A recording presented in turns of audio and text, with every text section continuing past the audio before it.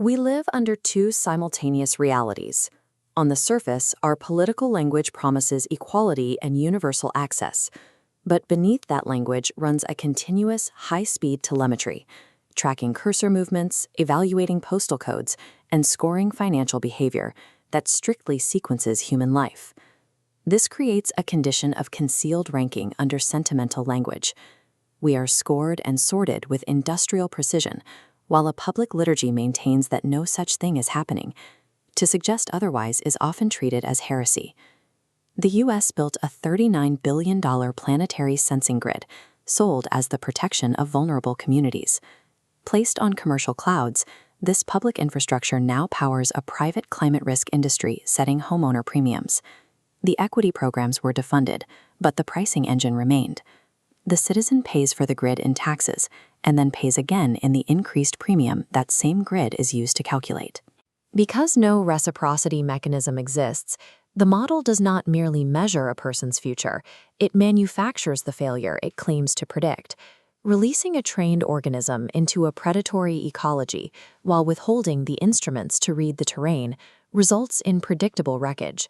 When institutions profit from both the drawing of the map and its concealment, this withholding becomes a form of violence by omission.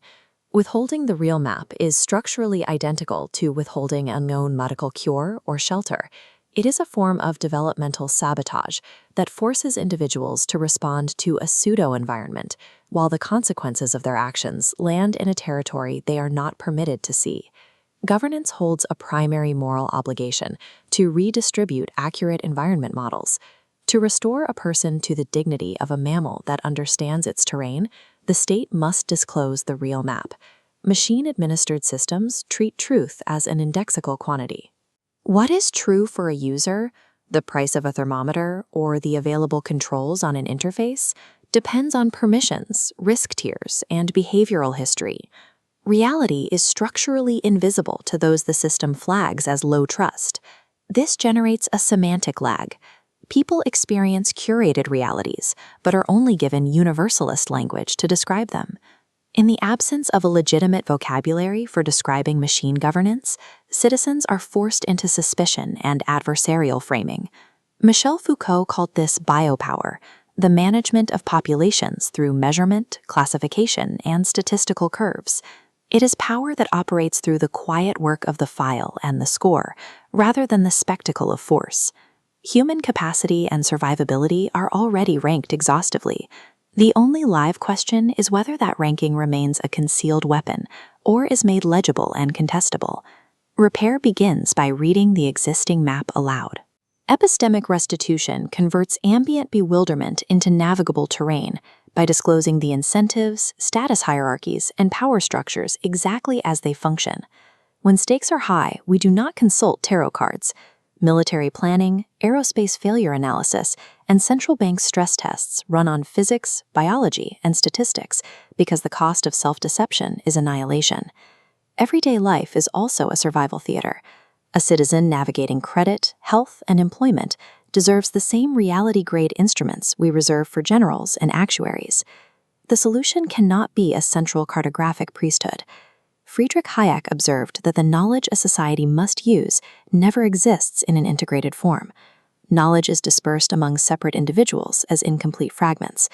Any central algorithm that mistakes its administrative grid for the terrain produces catastrophe by oversimplifying living complexity. A crystalline public map requires a distributed discovery engine.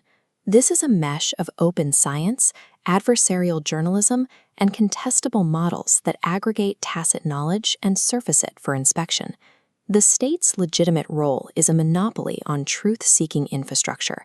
It has a civic obligation to maintain the commons of inquiry, keeping legibility open to all, without ever decreeing truth content itself. The cartographic state must hold its maps as versioned and corrigible.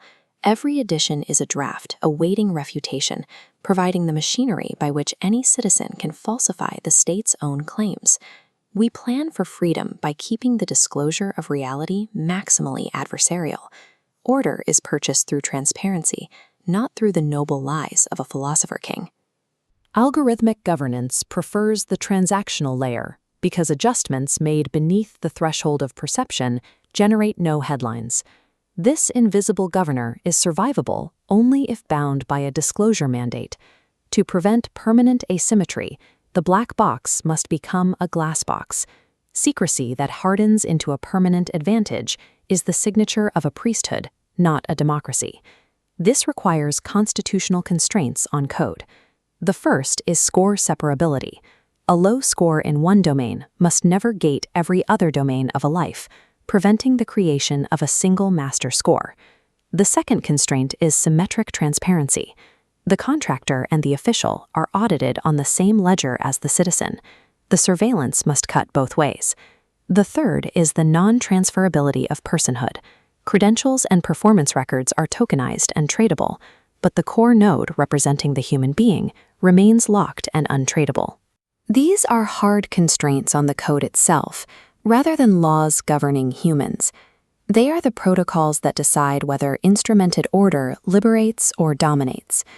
Without these mathematical teeth, a disclosure mandate is merely a corporate press release.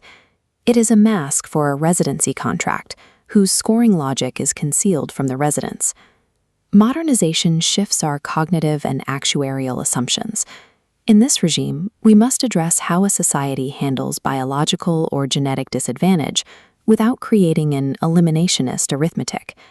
This requires an absolute moral limit, the anti-disposability firewall. It is an inviolable clause within the system's architecture. The judgment that a condition is inferior never licenses the judgment that a person is inferior. Biological disadvantage must never be converted into expendability.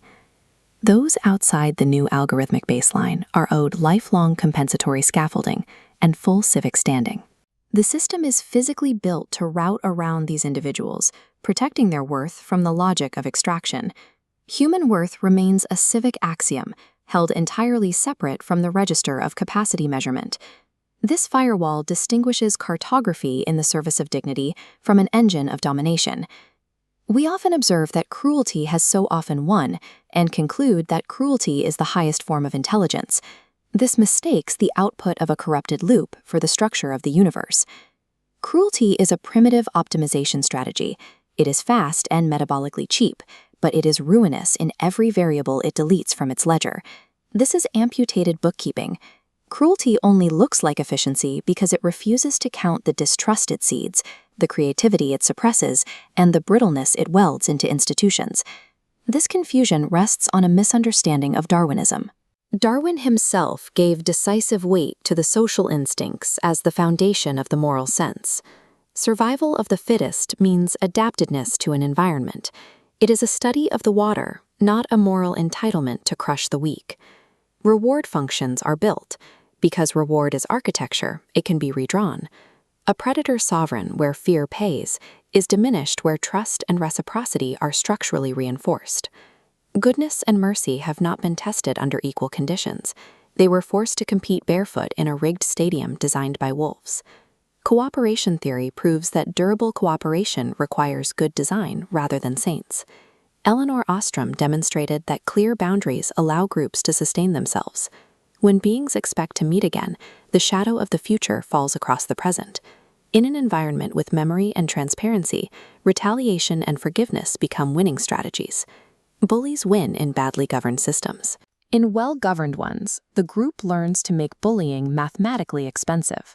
The same computational apparatus that scores us is steerable. It can be pointed at a different fitness, selecting for stewardship and mercy rather than consumption.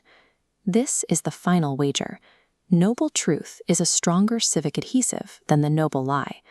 A civilization brave enough to hand over the real map will outlast every priesthood that ever mistook the map it drew in secret for the territory we must live inside. The right to know reality is the most fundamental demand a conscious creature can make. It is the restoration of agency through accurate environment modeling.